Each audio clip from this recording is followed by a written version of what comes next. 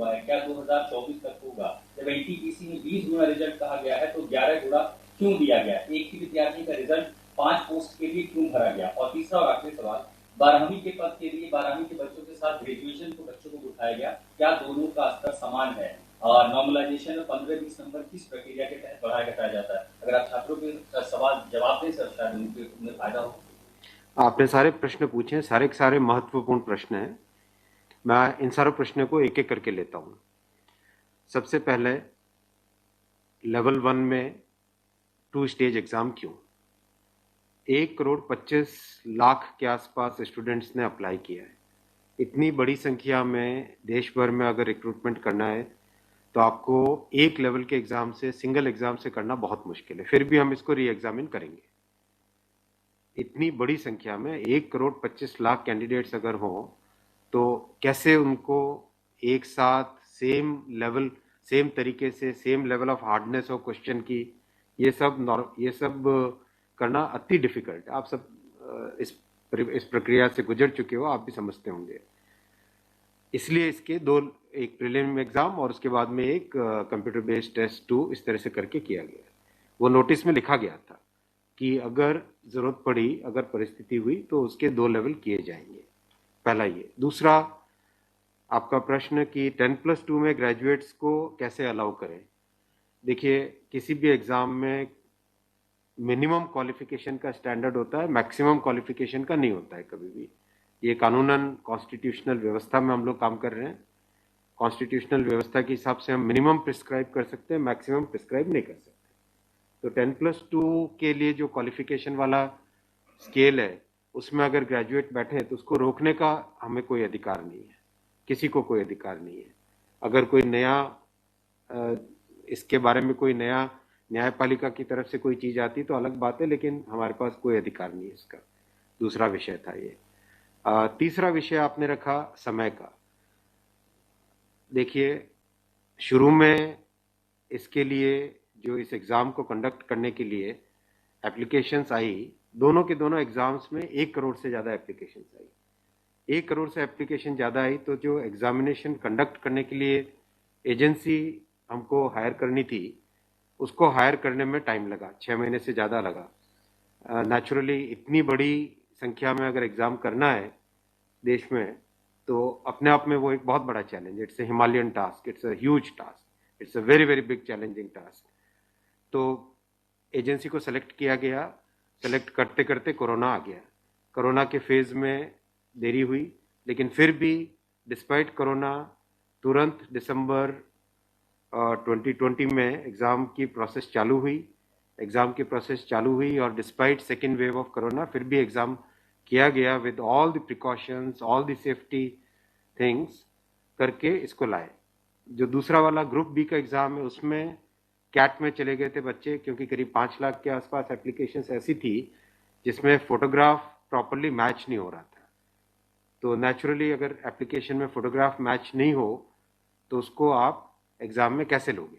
तो वो विषय आया था। तो उस विषय के कारण लोग कैट में गए थे। एडमिनिस्ट्रेटिव ट्रिब्यूनल ने जैसे ही उसका समाधान किया, फैसला किया, उसके फैसले के तुरंत बाद में हम लोगों ने एग्जाम के प्रोसेस को आगे किया। कोई उसमें देरी नहीं की।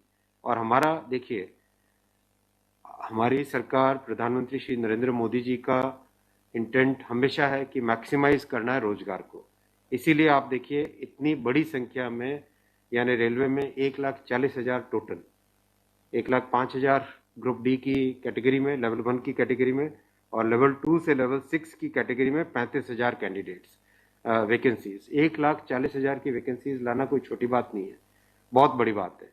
फिर आपका चौथा पॉइंट आप देखिए, ज़्यादा से ज़्यादा कैंडिडेट्स को फर्स्ट स्टेज से सेकंड स्टेज में जाने का मौका मिले, इसके लिए 2015 तक हमेशा प्रिलिमिनरी एग्जाम जो होता था, फर्स्ट स्टेज होता था, उससे 10 गुना लिए जाते थे, केवल 10 गुना लिए जाते थे। 2015 के बाद में पहले ही संख्या बढ़ा के 15 गुना कर दी गई, जिससे कि ज़्यादा से ज़्यादा कैंडिडेट्स को मेन एग्जाम के लिए जाने का मौका मिले। और 2019 में इस संख्या को 20 गुना किया गया ताकि ज़्यादा से ज़्यादा लोगों को अवसर मिले। ज़्यादा से ज़्यादा लोग, क्योंकि फर्स्ट स्टेज जो प्रिलिमिनरी एग्ज़ाम इतना बड़ा नंबर है कि उस नंबर में हो सकता है कुछ बाय चांस उस दिन तबीयत ठीक नहीं हो, कोई दूसरा कारण हो, समय पे पहुंच नहीं पाए, कोई भी कारण से मिस कर गया, तो मैक्सिमम लोगों को हमें चांस देने का इंटेंट है। इसी इंटेंट के कारण 20 गुना किया गया। जो 10 गुना था 2015 से पहले, उसको 20 गुना किया गया 2019 में। तो ये प्रो स्टूडेंट्स, प्रो कैंडिडेट्स वाली अप्रोच है हमारी, और हमारी इंटेंट एकदम नेक नियति से काम कर रहे हैं, सच्चाई से काम कर रहे हैं। देखिए, कोई भी कहीं भी एक भी जगह से कहीं कोई पेपर लीक होने की बात नहीं है, कहीं पे कोई एग्जाम के मैनिपुलेशन की बात नहीं है। जो आज सिर्फ मुद्दा है, मुद्दा सिर्फ इतना है कि शॉर्टलिस्ट कैंडिडेट्स कितने किए जाए, यही मुद्दा है। इस मुद्दे को सॉल्व करेंगे, इसको भी हम बहुत सेंसिटिवली सॉल्व करेंगे। हमारे लिए छात्र हमारे साथी हैं, हमारे भाई हैं, हमारी बहनें हैं जो एग्जाम दे रहे हैं, तो हमारे लिए बहुत इंपॉर्टेंट है, हम इसको बहुत सेंसिटिवली हैंडल करेंगे। तस्वीर और दिखाई पड़ी बच्चों को लाठीचार्ज, कल रात को आपने देखा, अगर तस्वीरें दिखाई हो हॉस्टल में घुस, मैं आपको इतना बताना चाहूंगा कि जो लोग किसी भी अपनी खुद की संपत्ति को अगर जलाते हैं, खुद की संपत्ति पे अगर अटैक करते हैं, उसको डिस्ट्रॉय करने की कोशिश करते हैं, तो उसमें जो प्रक्रिया पुलिस की होती है वो होनी, अगर हुई है, मेरी बात आप इसमें स्पष्ट रखिए कि मैं छात्रों को कह रहा हूं कि आपकी संपत्ति है, आप अपनी संपत्ति को जलाने के लिए क्यों बाहर निकले।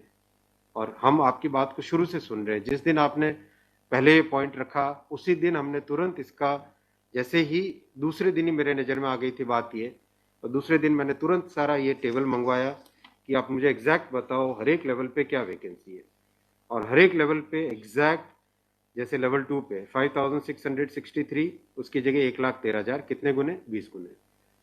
लेवल 3 पे 4,940, उसके अगेंस्ट कितने शॉर्टलिस्टेड? 98,833, 20 गुने।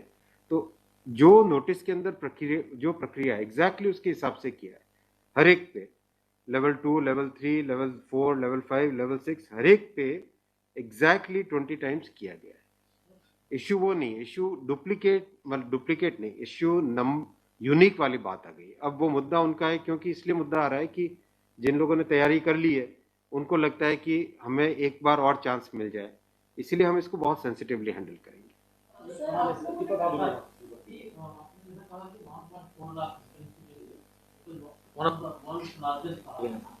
As of now, how many recruitment has happened, and by when all these things will be done? Because it was announced. यही तो रिक्रूटमेंट चल रहा है। देखो, इतना मैसिव, मैं आपको पूछूं कि वर्ल्ड का सबसे बड़ा एग्जाम कौन सा है?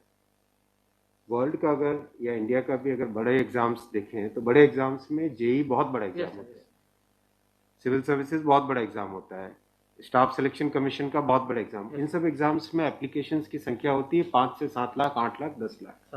यहाँ 1 करोड़ एप्लीकेशन है। आप ये तो देखिए ना कि कठिन कितना है। 1 करोड़ एप्लीकेशन, 1.25 करोड़ एप्लीकेशन, 1 करोड़ 25 लाख, 1 करोड़ 35 लाख, उसमें समय लगता है। But this is something government was aware. In a country where there is so much of unemployment, when there will be vacancy like this, everyone will apply. इसीलिए तो टाइम तो इतना लगेगा ही। अगर आपको इस एग्जाम को ढंग से करना है, इतना टाइम लगेगा, चाहे कोई करे। और उसके बाद भी आज देखा कि गया से आगजनी की तस्वीरें आ रही हैं। क्या ये कन्वे नहीं हो पा रहा है? कहाँ पर ये लैक ऑफ कम्युनिकेशन आपको लग रहा है, या मैटर पॉलिटिसाइज हो चुका है? नहीं, कुछ लोग इसका गलत फायदा उठा रहे हैं, और मैं उनसे भी निवेदन करूंगा कि छात्रों को भ्रमित न करें, कोई गलत इसका उपयोग न करें। ये छात्रों का मामला है, ये देश का मामला है, इसको हमें सेंसिटिवली हैंडल करना चाहिए, और इसमें हर तरीके से संवेदनशीलता के साथ इस मामले को लेना चाहिए। सर, कुछ छात्रों के ऊपर FIR भी दर्ज की है, कुछ पुलिस के स्टडी में भी अभी के समय में है, ऐसी खबरें आ रही हैं। आप खबरों की जांच करिए। देखो, जो पुलिस की प्रक्रिया है वो अलग चीज है। मैं अभी, जो मुद्दा है, जो उस मुद्दे को कैसे सॉल्व करें, उस पर सोचना चाहिए, हमें फॉरवर्ड लुकिंग होना पड़ेगा। जिन राज्यों में हिंसा की खबरें या फिर जो रेल रोकने का जो मूवमेंट चल रहा है, ट्रैक पे स्टूडेंट बैठे हैं, क्या उन राज्यों के मुख्यमंत्री से आपकी बात हुई है, और क्या कुछ आप लोग की इस संदर्भ में की कैसे? बिल्कुल, सब जगह लॉ एंड ऑर्डर स्टेट का जो रोल होता है, राज्यों के मुख्यमंत्रियों ने भी बहुत संवेदनशीलता के साथ काम किया है, और हम भी कॉन्स्टेंटली टच में हैं, कंटिन्यूसली टच में हैं। और जो आज कमेटी की बात भी सबके पास जा चुकी है ऑलरेडी, और मेरे ख्याल से ज़्यादातर जगह से स्टूडेंट्स ने इस विषय को स्वीकार भी किया है। और मैं अभी भी रिक्वेस्ट करूंगा एक बार फिर सारे स्टूडेंट बंधुओं को, छात्रों को, कैंडिडेट्स को कि आप प्लीज़ अपनी ग्रीवेंसेस को, अपने पॉइंट को, अपने कंसर्न को, अपने विषय को, अपने मुद्दे को फॉर्मली रखिए। हम इसको एकदम संवेदनशीलता के साथ टैकल करेंगे।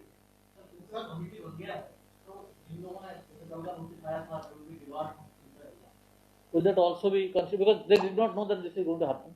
नहीं, देखो, कमिटी एक बहुत ही सीनियर ऑफिसर्स की है और ये कमेटी हर चीज़ को, जितने भी मुद्दे इसमें आएंगे और हर एक मुद्दे को जल्दी से जल्दी, इसमें कमेटी का टाइम लिमिट भी दिया। कितना टाइम दिया हमने? टाइम लिमिट 4 मार्च तक। जो कमेटी की रिपोर्ट आने का क्या मतलब, जल्दी से जल्दी हमारा एम है कि इस मुद्दे को बिल्कुल भी डिले न करके जल्दी से जल्दी सॉल्व करें। 16/2 तक सारे के सारे कैंडिडेट्स अपने कंसर्न सबमिट कर सकते हैं। 3 वीक्स टाइम दिया। I think that's a reasonable time. इससे ज़्यादा टाइम देने की ज़रूरत नहीं है। और कमिटी अपना सारे कंसर्न्स को एग्जामिन करके रिकमेंडेशंस देने का टाइम 4 मार्च दिया गया। तो कोशिश करेंगे उससे पहले पहले अगर हो जाए, 4 मार्च से भी पहले अगर हो जाए। डिपेंड करेगा कि कितने रिप्रेजेंटेशंस आते हैं। और मोटे मोटे मुद्दे तो अभी आ चुके हैं पब्लिक में सबके, इसलिए मुझे नहीं लगता है कि इसमें बहुत ज़्यादा टाइम लगेगा। वो आपकी नॉलेज में आ गया है, मोटा मोटी सही आ गया है। दूसरी ओर ये कि जो आपके पैरामीटर्स हैं उस पर सब कुछ सही तरीके से लिया गया है, उसी तरह से शॉर्ट लिस्ट किया गया है। फिर इसमें प्रॉब्लम, फिर उसमें कमेटी आपको रिपोर्ट क्या करेगी और करेंगे क्या? इसका मतलब अगर चेंज करते हैं कुछ तो दूसरे एक बड़ा पक्ष और भी तो विरोध करेगा। हाँ, ये इसीलिए तो मैं आपको देखो बताऊं ना, एग्जैक्ट किसी भी लेवल पे नोटिस में जो लिखा था कि 20 गुना कैंडिडेट लेंगे, अगर आपके सामने टेबल रखा हुआ है, 5,663 की जगह 1,13,000 यानी 20 गुना। 4,940 के लेवल 3 में 98,833 20 गुना। 161 के अगेंस्ट 3223 20 गुना। 17,393 347 3,47,676 20 गुना। 7,124 वैकेंसीज के अगेंस्ट 1,42,413 20 गुना। एग्जैक्ट 20 गुना है हर एक लेवल का। अब स्टूडेंट्स क्या कह रहे हैं कि जिन कैंडिडेट्स ने एक से ज्यादा लेवल में क्वालिफाई कर दिया है, राइट जी, उसके कारण सपोज मान लीजिए लेवल 3 में जो लेवल 5 का कैंडिडेट है वो भी क्वालिफाई हो गया है जी, तो वो लेवल 3 में कोई एक कैंडिडेट को जो क्वालिफाई नहीं हुआ है, उसे लगता है कि अगर उसको यूनिक के हिसाब से काउंट करते तो शायद उसको भी एक मौका मिल जाता मेन एग्जाम देने का। बराबर है, ये मुद्दा है, मुद्दा ही है। अब जो नोटिस इनवाइटिंग एग्जाम है, एग्जाम का जो नोटिफिकेशन होता है उसकी एक सैंक्टिटी है, वो कोर्ट का मैटर है, वो लीगल मैटर हो जाता है। एग्जैक्टली उसके हिसाब से किया गया एग्जाम का, एग्जाम को उसी हिसाब से कंडक्ट किया गया, उसी हिसाब से शॉर्टलिस्टिंग की गई। अब जब ये मुद्दा आया है तो इस मुद्दे को सॉल्व करने के लिए कोई ना कोई तो तरीका निकालना पड़ेगा, राइट?